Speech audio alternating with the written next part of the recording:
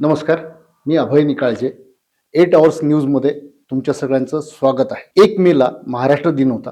त्याबरोबरच 1 मेला बुद्ध पौर्णिमा पण होती. वैशाख महिन्यातली ही पौर्णिमा सगळ्यात चांगला आणि मोठा चंद्र या दिवशी दिसतो. या रात्री देशभरात जंगली किंवा वन्य प्राण्यांची गणना होते. ही गणना छत्रपती संभाजीनगर जिल्ह्यामध्ये गौताळा अभयारण्यामध्ये केली जाते. वास्तविक गौताळा अभयारण्याच्या बाहेर सुद्धा वन्यजीवांचा वावर वाढलेला आहे. ते आपल्याला वेगवेगळ्या मार्गाने लक्षात आलेलं आहे.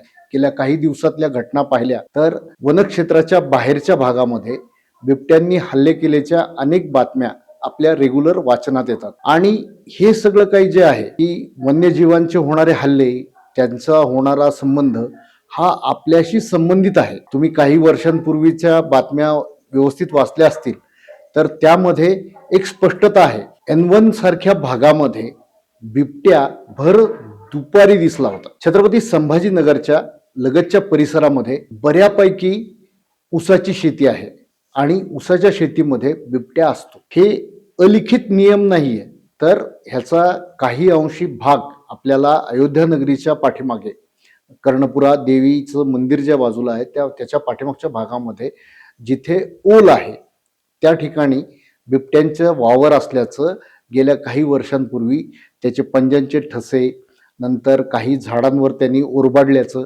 हे आपण पाहिलेलं आहे. तर हा सेन्सेक्स जो आहे, हा सेन्सेक्स कशासाठी केला जातो, तर कोणत्या वनक्षेत्रामध्ये कोणत्या वन्य प्राण्यांचा वावर वाढलेला आहे त्याच्यावरनं त्या क्षेत्रामध्ये काय काय बदल झालेले आहेत.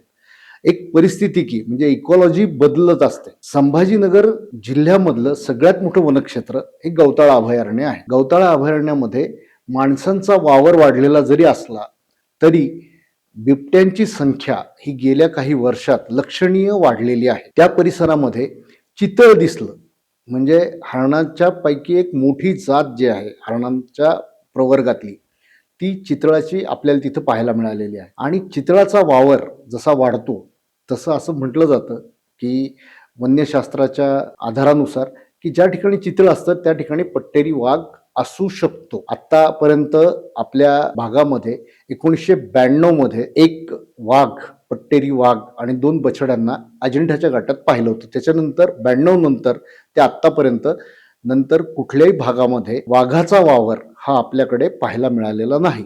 पण बिबट्यांचा वावर बऱ्यापैकी आहे आणि बिबट्यांची संख्या सुद्धा आपल्याकडे वाढलेली पाहायला मिळते. बेसिकली आपल्याला समजून घ्यावं लागेल की हा आपल्याशी कसा रिलेटेड आहे. तर छत्रपती संभाजीनगरच्या प्रिमायसेस मध्ये असणारे जे काही लगतचे भाग आहेत जिथं विरळ लोकवस्ती आहे त्या ठिकाणी गारवा असतो आणि पाण्याचा वापर जास्त प्रमाणात होतो. म्हणजे नाला असो, नदी असो, त्या ठिकाणी जिथे जिथे पाण्याचा वावर जास्त असतो त्या ठिकाणी ओलावा, कारण की या सगळ्या प्राण्यांमध्ये एक पहिला प्लस म्हणजे मायनस पॉईंट असा असतो की ह्यांना घाम येत नाही, त्याच्यामुळे ह्यांना सारखं पाणी लागतं. आणि हे सगळे वन्य प्राणी अतिशय शुद्ध पाणी पितात. म्हणजे कुत्रा सुद्धा गलिच्छ पाणी पित नाही, घाण झालेलं पाणी पित नाही. आणि या बिबट्यांचा सगळ्यात आवडीचा प्राणी म्हणजे शिकारीचा प्राणी हा कुत्रा आहे. आणि ऊसाच्या शेतामध्ये सुद्धा कुत्र्यांचा वावर जास्त असतो. त्याच्यामुळे बिबट्यांची संख्या ज्या क्षेत्रामध्ये